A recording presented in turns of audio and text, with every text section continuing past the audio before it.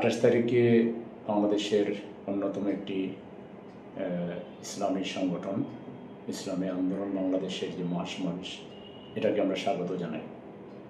এই সময়ে পরিবর্তিত বাংলাদেশে ইসলামের পক্ষে যারাই কাজ করছেন, আমরা তাদেরকে আমাদের অত্যন্ত আন্তরিক বন্ধু হিসেবে মনে করি এবং আমরা ইসলামী আন্দোলনের পক্ষ থেকে দাওয়াত পেয়েছি। ইনশাআল্লাহ আমাদের নেতৃবৃন্দ সেখানে যাবেন, ইনশাআল্লাহ নেতৃবৃন্দ যেখানে যাবেন সেখানে কর্মীরাও যাবেন এবং আমরা এই ইসলামী আন্দোলনের এই ঐতিহাসিক মহাসমাবেশের সাফল্য কামনা করি।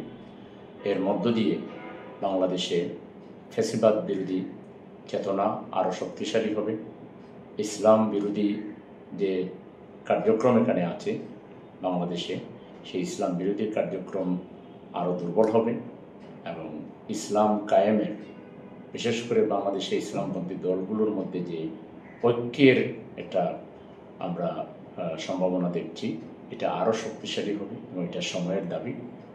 আমরা মনে করি যে এটা একটা সময় উপযোগী ওনাদের প্রোগ্রাম, আমরা সেই প্রোগ্রামের সাফল্য কামনা করি। আমাদেরও আগামী 19শে জুলাই সোহরাওয়ার্দী উদ্যানে বিশাল জাতীয় সমাবেশ আছে, সেখানেও আমরা সবাইকে দাওয়াত দেব। আমি মনে করি দুই প্রোগ্রামেই ইসলামী দলগুলোর নেতৃবৃন্দের এবং কর্মীদের এক মিলন মেলায় পরিণত হবে ইনশাআল্লাহ।